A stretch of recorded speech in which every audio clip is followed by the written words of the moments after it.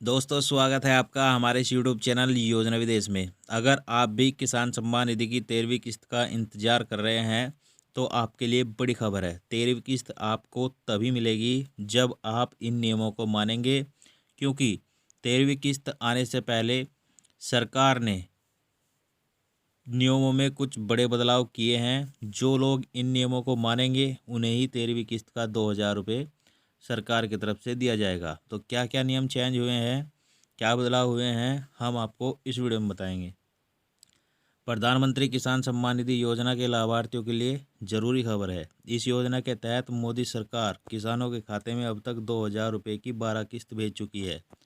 अब किसानों को अगली किस्त यानी 13वीं किस्त आने का इंतजार है, लेकिन अब तक इस योजना में कई बड़े बदलाव किए गए हैं जो आपके लिए जानना जरूरी है। जोत की सीमा को समाप्त कर दिया है।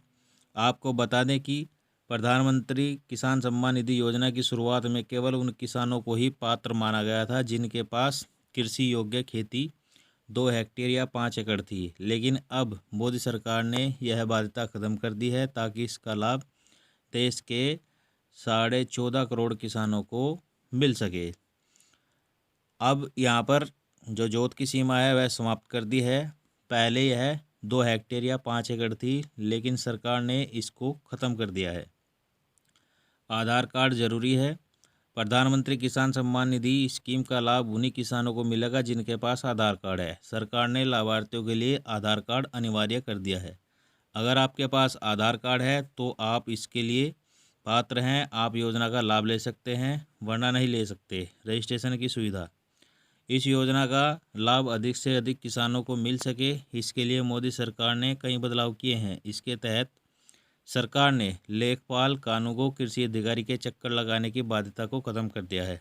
अब किसान घर बैठे आसानी से अपना रजिस्ट्रेशन खुद करा सकते हैं। अगर आपके पास खतौनी, Aadhaar card, mobile number, bank account number है तो आप pmkisan.nic.in पर फार्मर कॉर्नर में जाकर के खुद अपना रजिस्ट्रेशन कर सकते हैं। साथ ही अगर कोई गलती हुई है तो आप उसे भी सुधार सकते हैं। देखिए, पहले आपसे अगर कोई गलती होती थी तो आपको कृषि अधिकारियों के या कानूनगो के चक्कर लगाने पड़ते थे, लेकिन अब आप वेबसाइट पर जा कर के अपनी गलती को सुधार सकते हैं, अपना रजिस्ट्रेशन खुद कर सकते हैं, जान सकते हैं अपना स्टेटस। सरकार ने किसानों की सुविधा के लिए सबसे बड़ा बदलाव किया है।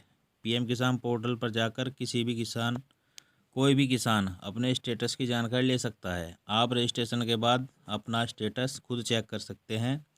आपके आवेदन की स्थिति, आपके बैंक अकाउंट में कितने किस्त आई है जैसी जानकारी आप खुद घर बैठे चेक कर सकते हैं। किसान क्रेडिट कार्ड, इस स्कीम के तहत अब किसान क्रेडिट कार्ड को भी जोड़ दिया गया है, यानी अब पीएम किसान के लाभार्थियों को आसानी से किसान क्रेडिट कार्ड बनवा सकते हैं। इतना ही नहीं, किसान क्रेडिट कार्ड पर 4% पर 3 लाख रुपए तक किसानों को लोन भी दिया जाता है। यानी कि इस योजना को, किसान क्रेडिट कार्ड योजना को अब प्रधानमंत्री किसान सम्मान निधि योजना से ही जोड़ दिया है, जहां पर आप 3 लाख रुपए का लोन 4% के हिसाब से आसानी से ले सकते हैं। मानधन योजना का भी लाभ, प्रधानमंत्री किसान सम्मान निधि का लाभ ले रहे किसानों को अब पीएम मानधन योजना के लिए कोई दस्तावेज नहीं देना होगा। इस योजना के तहत किसान पीएम किसान स्कीम का लाभ ले सकते हैं, सीधे अंशदान करने का विकल्प चुन सकते हैं।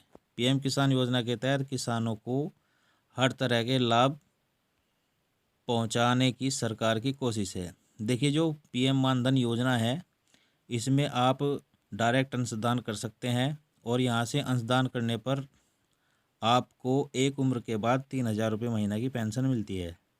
अब यहाँ पर राशन कार्ड भी अनिवार्य कर दिया है। किसान योजना के तहत अब लाभार्थियों के पास राशन कार्ड होना चाहिए, यानी अब उन्हीं किसानों को योजना का लाभ मिलेगा जो अपने आवेदन में राशन कार्ड की डिटेल भरेंगे। और सबसे लास्ट और मेन पॉइंट है यहाँ पर, अब केवाईसी कराना ज़रूरी है। पीएम किसान योजना के तहत केवाईसी कराना अनिवार्य हो गया है। अगर आपने अभी तक केवाईसी नहीं कराया है तो तुरंत करवा लीजिए, वरना आगे चल के आपको किस्त लेने में परेशानी होगी। और यहाँ पर एक पॉइंट और हम आपको बताते हैं, अगर आपने अभी तक अपना जो भूमि का सत्यापन वेरिफिकेशन है वह नहीं कराया है तो आप उसको भी करा लीजिए, क्योंकि 12वीं किस्त बहुत से लोगों को नहीं मिली है और कारण यह था कि उन्होंने अपनी भूमि का सत्यापन नहीं कराया है। तो आप भी फटाफट से इन नियमों को मानिए। अगर इनमें से आप में कोई नियम छूट गया है, आप उसको अपनाएं, केवाईसी कराएं, अपना राशन कार्ड का जो रजिस्ट्रेशन नंबर होता है वह कराएं, वहाँ पर भरें, तभी आपको 13वीं किस्त का 2000 रुपये मिलेगा। वीडियो अगर आपको अच्छा लगा हो तो लाइक शेयर कमेंट जरूर करें। चैनल पर नए हैं तो सब्सक्राइब भी जरूर करिएगा।